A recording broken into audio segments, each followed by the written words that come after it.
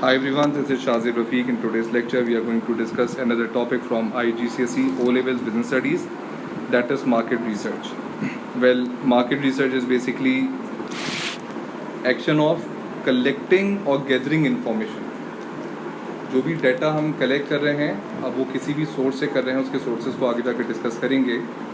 तो जो gathering of information है about the consumer needs and wants या उसकी preferences is said to be your market research. अब क्वेश्चन एक ये भी है कि भाई मार्केट रिसर्च कंडक्ट क्यों की जाती है, what is the reason for conducting a market research, या फिर मार्केट रिसर्च की नीड्स क्यों होती हैं, क्या नीड्स होती हैं.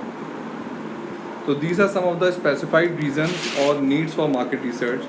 First is easy detection of market problems and opportunities. यानी कि आप देखें, आपको याद होगा फर्स्ट क्लास में हमने एक बात डिस्कस की थी. मैंने आपसे कहा था कि बेसिकली बिजनेस क्या है. Business is identifying the problems in the market. If you manage to identify the problem in the market, फिर ही तो आप उसका सोल्यूशन दोगे. तो वो जो आइडेंटिफाइंग द प्रॉब्लम है ना, वो बेसिकली क्या है, that is your market research. तो देखें क्या लिखा हुआ है, detection of market problems. Problems is a business. एक दफ़ा जब आपने प्रॉब्लम को आइडेंटिफाई कर लिया, फिर आप क्या कर सकते हैं, इसके साथ साथ फिर आपने प्रोडक्ट डेवलप कर लिया by you combine the factors of production to produce goods and services. Business activity वाली डेफिनेशन. आपने प्रोडक्ट डिलीवर करके मार्केट में उसको पिच कर दिया, कस्टमर ने इसको परचेज भी कर लिया. क्या आपका काम यहाँ पे ख़त्म हो गया? नहीं. आपका काम यहाँ से अब मज़ीद आगे बढ़ेगा. फिर आप क्या करोगे, आप प्रिडिक्ट करोगे, एंटिसिपेट करोगे, फोरकास्ट करोगे कि यार अभी तो ये कस्टमर की नीड मीट हो गई है, अब नेक्स्ट क्या चाहिए हो सकता है, व्हाट इज़ नेक्स्ट. अब देखो, जितने भी बड़े प्रोडक्ट हैं ना, जितने भी बड़े ब्रांड्स हैं आज दुनिया में, वो एग्जिस्ट इस वजह से कर रहे हैं कि उन्होंने सिर्फ पहली दफ़ा अपना प्रोडक्ट बना के सक्सेसफुल नहीं किया, बल्कि उस प्रोडक्ट के अंदर कंटिन्यूसली वो इम्प्रूवमेंट लाते रहे. जैसे कि वी हैव एप्पल ने क्या किया, आज हमारे पास 14 Pro Max है. अब नेक्स्ट जो प्रोडक्ट डेवलप कर रहा है वो 15 Pro Max करेगा, फिर 16 Pro Max करेगा, और लाजमी सी बात है उसके कुछ ना कुछ फीचर्स के अंदर वो चेंजेस लेकर आएगा. अब वो जो चेंजेस लेकर आएगा, बेसिकली वो क्या कर रहा है, वो प्रिडिक्ट कर रहा है, एंटिसिपेट कर रहा है, फोरकास्ट कर रहा है कि यार कस्टमर्स को अब नेक्स्ट क्या चाहिए. तो दैट इज़ योर प्रिडिक्शन. ये काम भी हो गया. फिर आप क्या करोगे, launching of new products. Apple ने अपने, अगर आप उसका पास देखो तो उसने स्टार्ट किया था iMac से. iMac जो बनाता था वो सिस्टम बनाता था, PCs बनाता था. फिर उसको उसने मज़ीद एक्सपेंड किया, उसने मैकबुक बनाई. फिर उसको मज़ीद एक्सपेंड किया, उसने iPod बनाया. फिर उसने एक्सपेंड किया, iPad बनाया. फिर उसने क्या किया, iPhone बनाया. तो ये क्या है, this is launching new products according to customer requirements. अच्छा, इससे देखिए बहुत सारे बेनिफिट ये होते हैं कि अगर आपका कोई एक प्रोडक्ट जो है मार्केट में सक्सेसफुल नहीं भी हो पा रहा, तो you have an alternative to work with. आपका दूसरा प्रोडक्ट क्या हो जाएगा, वो हो सकता है सेल जनरेट करके बिजनेस को सस्टेन करवा दे. तो ये आपको एक बड़ा बेनिफिट मिल जाता है if you are continuing with the line of product. आप नया प्रोडक्ट मार्केट में लॉन्च करते रहो, नए कस्टमर्स को टारगेट करो, नए सेगमेंट को टारगेट करो. रिमेंबर इन चैप्टर 10 हमने पढ़ा था मार्केट सेगमेंटेशन. तो अगर आपको नहीं याद है तो फिर से वो वाली वीडियो जाकर देखें जिसमें मार्केट सेगमेंटेशन को डिटेल में डिस्कस किया गया है. फिर नेक्स्ट देखें, हेल्प्स इन मार्केटिंग स्ट्रैटेजीज. अब जब हम ये कहते हैं मार्केटिंग स्ट्रैटेजीज, तो इसका मतलब ये है कि basically we are talking about the effectiveness of marketing. अब मार्केटिंग करने के लिए ना आपके पास बजट तो लिमिटेड है, और आपको ये पता है कि ये बजट लिमिटेड है and you can't afford to lose it. और आपको वो मैक्सिमम लेवल पर इफेक्टिवली और एफिशिएंटली यूटिलाइज भी करना है. और आपको ये भी पता है यार, प्रमोशन करने के आपके पास 100 तरीके हैं. You have print media, you have electronic media, you have social media. तो भाई किसको यूज़ करें, सारे के सारे प्लेटफॉर्म्स को तो एट अ टाइम यूज़ नहीं कर सकते. तो आपको ये मार्केट रिसर्च आपको ये बता देगा कि बेसिकली आपकी टारगेट मार्केट है कौन, और टारगेट मार्केट कौन है, तो आपको ये भी पता चल जाएगा कि आपकी टारगेट मार्केट की प्रेफरेंसेस क्या हैं, वो क्या कौन सी चीज़ों को ज़्यादा फॉलो करते हैं. फॉर एग्जाम्पल अगर मैं टीन एज की बात करूँ, तो टीन एजर्स आपको ज़्यादातर कहाँ देखेंगे, आपको सोशल मीडिया पे देखेंगे. तो फिर यहाँ पर आपको टारगेट मार्केट डिफाइन हो गई. आपकी मार्केटिंग स्ट्रैटेजी अब जितनी भी डेवलप की जाएगी for the teenagers, they would prefer to develop a marketing strategy on social media. फिर आप देखेंगे achieving the sales target. Obviously आपको सेल्स टारगेट मिला है, और लेट सपोज आपकी लास्ट ईयर की जो सेल्स थी वो $10 मिलियन थी. अब आपको करना है कि भाई नेक्स्ट ईयर आपको $11 मिलियन का या $12 मिलियन का टारगेट मिला है. तो फिर आपको ये देखना पड़ेगा ना यार, लास्ट ईयर मैंने क्या किया था और इस साल मुझे एडिशनल क्या काम करना पड़ेगा in order to maximize my sales, ठीक है। फिर मैं देखूंगा कि helps in evaluating the export potential. मेरा एक्सपोर्ट पोटेंशियल क्या चीज़ है। अब एक जो ऊपर वाला पॉइंट मैंने आपसे कहा सेल्स टारगेट, तो सेल्स टारगेट को आप अचीव कर सकते हैं by selling it in the local market में बेचकर, और दूसरा आप अपनी इस टारगेट को अचीव कर सकते हैं by selling into the international market. आप उसको एक्सपोर्ट करके भी तो सेल कर सकते हैं, लेकिन फिर आपको एक्सपोर्ट करने के लिए वहाँ का पोटेंशियल भी तो देखना पड़ेगा कि यार क्या मेरे प्रोडक्ट की वहाँ पर जगह बनती भी है कि नहीं, क्या मेरे प्रोडक्ट के जैसे और भी प्रोडक्ट वहाँ पर अवेलेबल हैं कि नहीं, वहाँ पर लेवल ऑफ कंपटीशन कितना है मार्केट के अंदर। तो ये तमाम चीज़ें आपको सेल्स टारगेट और एक्सपोर्ट पोटेंशियल के साथ आपको एक्सप्लोर करनी पड़ेंगी, और ये एक्सप्लोरिंग ऑफ द इंफॉर्मेशन आपको कहाँ से मिलेगी, मार्केट रिसर्च से मिलेगी। And last but not the least आपका support management and decision making. अब डिसीजन क्या है कि आपने नया प्रोडक्ट डेवलप करना है या अपने करंट प्रोडक्ट को आपने एक्सटेंशन पे लेके जाना है। फॉर एग्जांपल आपके पास लोकल मार्केट में आपको ऑलरेडी लॉन्च कर चुके हैं, अब आप सोचते हैं यार इसको नेशनली इंट्रोड्यूस किया जाए, आप कराची के अलावा जो है डिफरेंट सिटीज़ के अंदर जो है इसकी ब्रांचेस खोली जाएँ। तो आप ऐसे तो नहीं सोचोगे ना कि यार चलो यहाँ सक्सेसफुल हो गया तो वहाँ पर भी सक्सेसफुल हो जाएगा। तो इसके लिए आपको क्या करना पड़ेगा, वहाँ पर जाना पड़ेगा, वहाँ के लोगों से मिलना पड़ेगा, वहाँ पर देखना पड़ेगा लेवल ऑफ कंपटीशन कितना है, देखना पड़ेगा वहाँ पर सप्लायर्स कौन है, देखना पड़ेगा कस्टमर की प्रेफरेंसेस और उनकी परचेजिंग पोटेंशियल कितना है, परचेजिंग पावर कितनी है। ये तमाम चीज़ें जो आप डाटा जो गैदर कर रहे हो ये क्या है, this is all market research. और ये आपको कहाँ पर हेल्प कर रहा है, इन टेकिंग अ डिसीजन कि whether you should go into the market और नॉट, क्या आपको उस मार्केट में जाना चाहिए या नहीं जाना चाहिए। यहाँ तक बात क्लियर है। नेक्स्ट हम पढ़ेंगे टाइप्स ऑफ इंफॉर्मेशन। जो हम डाटा जो गैदर कर रहे होते हैं तो हमारे पास दो किस्म की इंफॉर्मेशन है जो हम बेसिकली एक्सट्रैक्ट कर रहे होते हैं। एक इंफॉर्मेशन कहलाती है क्वालिटेटिव इंफॉर्मेशन और एक कहलाती है क्वांटिटेटिव इंफॉर्मेशन। दोनों में डिफरेंस क्या है ज़रा सुन लीजिएगा। क्वालिटी का मतलब होता है ऑब्जर्वेशन, वो इंफॉर्मेशन जो ऑब्जर्वेशन के थ्रू आए या आपके ओपिनियन बेस्ड हो। यार ये मार्केटिंग स्ट्रैटेजी बहुत अच्छी है, अच्छी का मतलब क्या है, दिस इज क्वालिटेटिव। यार इसका टेस्ट बहुत ज़बरदस्त है, ये टेस्ट इटसेल्फ क्या है, ये क्वालिटेटिव इंफॉर्मेशन है। हो सकता है कि जो टेस्ट बर्ड्स मेरे हों वो टेस्ट बर्ड्स आपके ना हों, क्योंकि एवरी ह्यूमन इज डिफरेंट, हर किसी की प्रेफरेंस डिफरेंट है। मुझे अगर हॉट सर्विंग अच्छी लगती है तो हो सकता है कि आप में से किसी को कोल्ड सर्विंग अच्छी लगती हो। तो ये डिपेंड करता है ना, दिस वेरीज। तो इट डिपेंड्स कि आपके पास जो है वो क्वालिटेटिव डाटा कैसा है, ठीक है। तो क्वालिटेटिव इंफॉर्मेशन है कि जो ओपिनियन बेस्ड हो और ऑब्जर्वेशनल बेस्ड हो। सेकेंड जो डाटा आप कलेक्ट करते हो अपनी मार्केट रिसर्च से वो कहलाती है क्वांटिटेटिव डाटा। क्वांटिटी का मतलब क्या होता है, जो नंबर्स में हो, फैक्ट्स में हो, जैसे कि number of student sitting in my class. ये जो डाटा मुझे मिलेगा ये कैसा है, ये क्वांटिटेटिव डाटा है, ठीक है। तो क्वालिटेटिव ऑब्जर्वेशनल और क्वालिटेटिव ऑब्जर्वेशनल और क्वांटिटेटिव फैक्चुअल नंबर्स में, ठीक है। नेक्स्ट आपके पास आएगा मार्केट रिसर्च को प्रोसेस, यानी कि मार्केट रिसर्च को कंडक्ट कैसे किया जाए। तो these are the steps that you need to follow in order to conduct a market research. इसको स्टेप बाय स्टेप ज़रा करते हैं।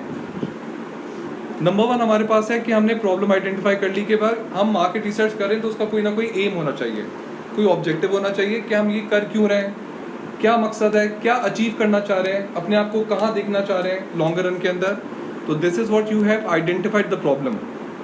सेकेंड स्टेप क्या करेंगे, second is research design and develop. फिर हम देखेंगे कि यार इन्फॉर्मेशन को गैदर कैसे करना है, क्या मेरी इन्फॉर्मेशन में मुझे कितनी क्वांटिटेटिव इन्फॉर्मेशन चाहिए, कितनी क्वालिटेटिव इन्फॉर्मेशन चाहिए, कितना मुझे प्राइमरी से डाटा चाहिए, प्राइमरी रिसर्च क्या होती है अभी आगे जाकर डिस्कस करेंगे, और कितना मुझे सेकेंडरी से इन्फॉर्मेशन चाहिए। तो ये मैंने क्या कर दिया, मैंने अपनी रिसर्च को डिज़ाइन कर लिया। फिर क्या करूँगा, मैं डाटा को कलेक्ट करूँगा। तो डाटा की कलेक्शन आपको पता है 2 टाइप की होती है, एक आपके पास जो इन्फॉर्मेशन आ रही होगी वो नंबर्स में आ रही होगी, और एक आपकी ऑब्जर्वेशन आ रही होगी, ओपिनियन आ रहा होगा किसी चीज़ के बारे में। और फिर आप इस डाटा को क्या करेंगे, एनालाइज करेंगे कि वेदर टू, अगर आप फॉर एग्जांपल ये हम मार्केट रिसर्च कंडक्ट करें न्यू प्रोडक्ट डेवलपमेंट के लिए, तो स्टेज 3 तक आपको ये पता चल जाएगा कि आपके पास डाटा आ गया, 4 में आपने क्या किया, उसको एनालाइज किया। एनालाइज करने का क्या मतलब है कि आपने ये डिसाइड किया कि whether to go for this product और नॉट। अच्छा चलो, हमने ये डिसाइड कर लिया कि यार सेम प्रोडक्ट के साथ नहीं जाते, और जो कस्टमर का फीडबैक आ रहा है ना, अगर हम प्रोडक्ट के अंदर ये चीज़ों को ऐड एंड सब्ट्रैक्ट कर दें तो इससे क्या होगा कि प्रोडक्ट ऑल्टर हो जाएगा, और जब प्रोडक्ट ऑल्टर हो जाएगा तो ये हमारी ज़्यादा कस्टमर रिक्वायरमेंट्स को मीट कर सकता है। तो हम ये हमें पता कैसे चल रहा है, ये हमें पता चल रहा है थ्रू एनालिसिस। और फाइनली फिर हम क्या करेंगे, वेदर टू इम्प्लीमेंट इट और not, whether to launch a new product और नॉट, ये हम फाइनल स्टेज में उसको डिसाइड कर लेंगे। अच्छा, अब सवाल ये है कि यार आपने मार्केट रिसर्च कंडक्ट कर लिया और फिर डिसीजन ये आया कि अभी प्रोडक्ट को लॉन्च नहीं करना, तो ये बहुत बड़ी कॉस्ट कंपनी ने बेयर कर ली, क्योंकि आपका टाइम लगा। आप you need experts to conduct a market research, तो आपको स्पेशलिस्ट हायर करने के लिए पैसे देने पड़ेंगे, उनको सैलरीज देनी पड़ेंगी, आपको टाइम लगाना पड़ेगा, तो ये कॉस्ट हो गई आपकी। अब ये कॉस्ट लगाने के बाद आपने डिसाइड किया कि यार मुझे ये प्रोडक्ट डेवलप नहीं करना, तो कॉस्ट तो चली गई आपकी। तो क्या ये सूटेबल है कि नहीं, इसके लिए भी देखें एक बहुत बड़ा क्वेश्चन मार्क है ये। वो आप अब इसको इस तरह अंदाज़ा कर ले कि आप बगैर रिसर्च किए और आप $100 मिलियन की इन्वेस्टमेंट कर देते प्रोडक्ट डेवलपमेंट में, और प्रोडक्ट डेवलप कर लेते, मार्केट में लेके जाता है, वो सक्सेसफुल नहीं होता, फेलियर होता, आपको लॉस होता $100 मिलियन का। अभी आपकी रिसर्च में लेट सपोज $5 मिलियन लग गए, लेकिन इस $5 मिलियन ने आपके $95 मिलियन बचा लिए। तो ये रिसर्च आपको इस तरीके से हेल्पफुल है, ठीक है। तो ये आपकी कॉस्ट को सेव कर लेती है, आपके फेलियर के चांसेस को कम कर देती है। अब हम बात करेंगे ज़रा टाइप्स ऑफ मार्केट रिसर्च पे। तो टाइप्स ऑफ मार्केट रिसर्च में we have primary research. Primary research का मतलब होता है वो इन्फॉर्मेशन जो फर्स्ट टाइम एक्सट्रैक्ट की गई हो। याद रखिएगा, जो पहली दफ़ा इन्फॉर्मेशन एक्सट्रैक्ट की जाएगी that is your primary research. अच्छा, एडिसन ने जब बल्ब बनाया तो आफ्टर 999 अटेम्प्ट्स के बाद जब 1000 अटेम्प्ट किया ना तो बल्ब बना। वो जो 999 टाइम वो प्रैक्टिस आउट करता रहा, टेस्ट एंड ट्रायल पे लेके जाता रहा, और एक प्रोडक्ट को फॉर्म करने की कोशिश करता रहा, इन्फॉर्मेशन गैदर करता रहा, वो क्या था, that was his primary research, ठीक है। तो वो इन्फॉर्मेशन जो पहली दफ़ा एक्सट्रैक्ट की जाएगी किसी भी पर्पज़ के लिए, that is your primary research, ठीक है जी। अब प्राइमरी रिसर्च को गैदर करने के ये 4 मेथड्स होते हैं। वी हैव क्वेश्चनियर्स, हम लोगों से आके क्वेश्चनर्स उनको डिस्ट्रीब्यूट कर सकते हैं, इसके बेनिफिट ड्रॉबैक्स अभी डिस्कस करेंगे। हम इंटरव्यूज़ कंडक्ट कर सकते हैं अपने इंटरव्यू से, हमें अपनी टारगेट मार्केट पता है, उससे जाके इंटरव्यू कंडक्ट कर लें तो आपको डायरेक्ट डाटा पता चल जाएगा। हम ऑनलाइन सर्विस भी कर सकते हैं, मोर और लेस लाइक क्वेश्चनियर्स। अगर आप फिजिकल दे रहे हैं तो क्वेश्चनरीज हैं, अगर आप ऑनलाइन कंडक्ट कर रहे हैं थ्रू मंकी सर्वे, एक वेबसाइट है, उसको यूज़ कर सकते हैं, तो आप ऑनलाइन सर्विस भी कर सकते हैं, this is your questionnaire sort of. और फिर आप क्या करते हैं, फोकस ग्रुप, आप टारगेट करते हैं कि भाई आपने इन्फॉर्मेशन बेसिकली गैदर या इन्फॉर्मेशन एक्सट्रैक्ट करनी कहाँ से है, that is your focus group and target market. सबसे पहले बात कर लेते हैं क्वेश्चनरीज पे या क्वेश्चनर्स पे। तो क्वेश्चनर क्या है कि instrument consisting of a series of questions. For example आपके पास जो एग्जाम में जो पेपर आता है दैट इज़ अ क्वेश्चनर, जो आपको पूरा साल पढ़ाया जाता है, उससे रिलेटेड आपसे क्वेश्चन पूछ लिए जाते हैं और टेस्ट कर लिया जाता है कि वेदर यू अंडरस्टैंड और not, whether you are up to the mark और नॉट, ऐसा ही है ना। अच्छा, इसमें अगर आप देखें तो आपके पास जो क्वेश्चंस आते हैं वो 2 टाइप के आते हैं, एक होता है ओपन एंडेड क्वेश्चन और एक होता है closed ended question. Open ended questions कौन से होते हैं, जिसमें आपको बाकायदा पूरा स्पेस दिया जाए और आप अपना पूरा एक आंसर डेवलप करें, 6 मार्क का, 8 मार्क का, 12 मार्क का, डिपेंड करता है मार्क्स के हिसाब से भी। ये ओपन एंडेड है, जिसमें आपको ओपन ऑप्शन दे दिया जाता है कि whatever comes to your mind या what was your understanding, develop the answer accordingly. दूसरा आपके पास जो ऑप्शन है ना, उसको हम कहते हैं closed ended questions. Close ended क्या होता है, जैसे कि MCQs based, true false, right and wrong, good, very good, bad, average, ये क्या है, ये आपको पहले से ऑप्शंस दे दिए और उन्हीं ऑप्शंस में से आपको सेलेक्ट करना है, तो that is your closed ended questions. तो जितने भी क्वेश्चनर्स बनते हैं ना मेरा बेटा, तो वो हमेशा इन्हीं यानी या तो वो ओपन एंडेड में या क्लोज एंडेड के या दोनों का कॉम्बिनेशन से बन सकते हैं। अब इसके एडवांटेजेस क्या हैं, एडवांटेजेस में देखें, can assess a large group of people. आपने बहुत सारे प्रिंट करवाए और बहुत सारे लोगों में इसको डिवाइड कर दिए, डिस्ट्रीब्यूट कर दिए, तो एक ही टाइम के अंदर आप बहुत सारे लोगों को इसमें कवर कर सकते हैं, तो बहुत बड़ा एडवांटेज है, आपको बहुत ज़्यादा इन्फॉर्मेशन मिल जाएगी। आपके पास क्वांटिटेटिव, याद रखिएगा, जो डाटा आ रहा होगा वो क्वांटिटेटिवली बहुत ज़्यादा होगा, तो आपके लिए बहुत आसान हो जाएगा जज करना उसको। सेकेंड एडवांटेज क्या है, एनालाइज इफ कंस्ट्रक्टेड करेक्टली। देखें, बहुत याद रखिएगा कि क्वेश्चनेयर बहुत ज़्यादा इफेक्टिव हो सकता है कि उस सूरत में इफेक्टिव हो सकता है कि अगर वो बहुत अच्छे से जो है ना वो कंस्ट्रक्टेड हो। अब कंस्ट्रक्शन की जब हम बात करते हैं, अभी आगे जाकर भी हम बात करेंगे कि अच्छे क्वेश्चनेयर की क्या कैरेक्टरिस्टिक्स होती हैं। तो याद रखिएगा 12 to 15 इसमें क्वेश्चन होने चाहिए, 75 to 80% इसमें क्लोज एंडेड क्वेश्चन होने चाहिए, क्योंकि रिस्पॉन्डेंट पसंद नहीं करता ओपन एंडेड क्वेश्चन को। तो फिर आप उसको छोटे ग्रुप पे पहले टेस्ट करें, उससे रिस्पॉन्ड लें, फिर आप देखें कि यार आपका जो ऑब्जेक्टिव था क्या वो अचीव हो रहा है। अगर अचीव नहीं हो रहा तो फिर आप उसको रीफ्रेम करें, रिकंस्ट्रक्ट करें, और जब तक उसको छोटे ग्रुप पे टेस्ट करते रहें, जब तक आपके डिजायर्ड रिजल्ट्स नहीं मिल रहे, फिर आप इसको एक बड़ी ऑडियंस पे पिच करेंगे तो ऑटोमेटिकली जो रिजल्ट्स आपको मिलेंगे that would be accurate, near to accurate. 100% accuracy तो हर जगह कहीं भी नहीं हो सकती, लेकिन आपका जो लेवल ऑफ एक्यूरेसी होगा वो बढ़ जाता है इसके अंदर। अच्छा, डिसएडवांटेजेस की अगर हम बात करें तो डिसएडवांटेजेस में आपको क्या चीज़ चाहिए? गुड कम्युनिकेशन स्किल्स, आपकी लैंग्वेज स्किल्स बहुत स्ट्रांग होना ज़रूरी है। People give answers they think you want. कभी कभी ना लोग बायस्ड ओपिनियन दे देते हैं। बायसनेस क्या होती है कि वो कहते हैं यार जो उसको चाहिए वो दे दो, वो अपना ओपिनियन शेयर नहीं कर रहे होते, वो सब आपको खुश कर रहे होते। तो इसका मतलब ये कि जो डाटा आपको मिल रहा है वो एक्यूरेट नहीं है, उसके अंदर एम्बिग्विटी है।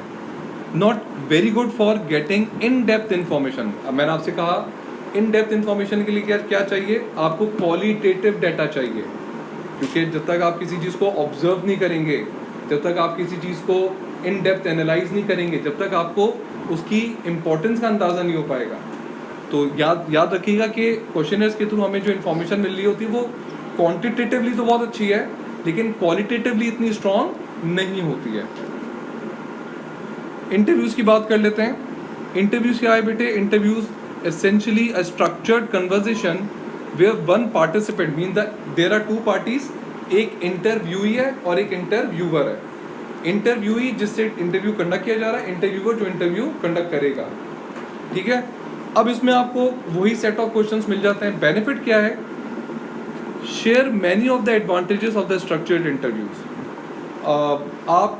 आप जो है ना वो बेसिकली एक्सप्लेन कर सकते हैं अपने क्वेश्चन को, अगर इंटरव्यू आपके सवाल को सही तरह नहीं समझ पा रहा तो you can get benefit of it. Interviewer can provide information, adds depth and validity to the research. आपको पता है कि कब कलेक्ट किया है, कहाँ से कलेक्ट किया है, तो क्वालिटेटिव वाइज जो है ना वो interview is a very good tool qualitative wise. लेकिन अगेन अब आपको बहुत टाइम लग जाएगा बहुत सारे लोगों से इंटरव्यू कंडक्ट करने में, लेकिन आप ज़्यादा डाटा यानी कि क्वांटिटेटिव वाइज इसको कलेक्ट नहीं कर पाएंगे। ये इसका बहुत बड़ा ड्रॉबैक है। स्टैंडर्डाइजेशन लॉस हो जाती है। क्यों? मैंने एक इंटरव्यू आपसे कंडक्ट किया, एक इंटरव्यू मैंने आपसे कंडक्ट किया, आपको चीज़ों के अंदर क्लैरिटी नहीं थी तो मैंने आपको मज़ीद डिटेल में बताया। तो जब मैंने आपको बताया तो ऑटोमेटिकली आपसे मिलने वाले रिजल्ट्स और इनसे मिलने वाले रिजल्ट्स वो डिफरेंस होंगे, ठीक है। तो यहाँ पर स्टैंडर्डाइजेशन का आपको प्रॉब्लम आ जाएगा। दूसरा problem, make each interview slightly different. अब डिफरेंस आ गया ना दोनों इंटरव्यूज़ के अंदर, तो आपको जो मिलने वाले रिजल्ट्स हैं वो एक्यूरेट नहीं है। अच्छा, more chances of interviewer biasness, ये बड़ा मसला है। कभी कभी जो इंटरव्यूअर होता है ना, जो इंटरव्यू कंडक्ट करना चाह रहा होता है, वो चाहता है कि वो वही इन्फॉर्मेशन लेता है जो वो सुनना चाहता है। अब उसके लिए वो आपसे सवाल ही ऐसे पूछेगा जिसका आंसर ऑब्वियस होगा और जिसका आंसर वन साइडेड ही होगा। फॉर एग्जाम्पल मैं आपसे कहूँ कि यार मेरी टीचिंग स्किल्स कैसी हैं, अच्छी कि बहुत अच्छी, तो मैंने आपको ऑप्शन ही नहीं दिया तीसरा। मैंने आपको, समझिएगा बात को, आप किसी रेस्टोरेंट जाते हैं, आप वहाँ पर कोई फूड टेस्ट करते हैं, अगर वो at the end of the day आपसे कुछ ओपिनियन लेता है, आपसे कहता है यार फूड क्वालिटी कैसी थी, अच्छी कि बहुत अच्छी, उसने आपको थर्ड ऑप्शन नहीं दिया, उसने आपको यहाँ पर रिस्ट्रिक्ट कर दिया, रिस्ट्रेन कर दिया यहाँ पर। तो इसका मतलब ये है कि जो मिलने वाला डाटा वो एक्यूरेट नहीं होगा, वो बायस्ड होगा, ठीक है जी। तो बायसनेस, इंटरव्यू और बायसनेस यहाँ पर आ सकती है। और लेस क्वांटिटेटिव डाटा ऑलरेडी मैं डिस्कस करके आ चुका हूँ कि आपको जो मिलने वाला डाटा होगा वो इन नंबर्स ज़्यादा नहीं होगा, वो लिमिटेड इन नंबर्स होगा।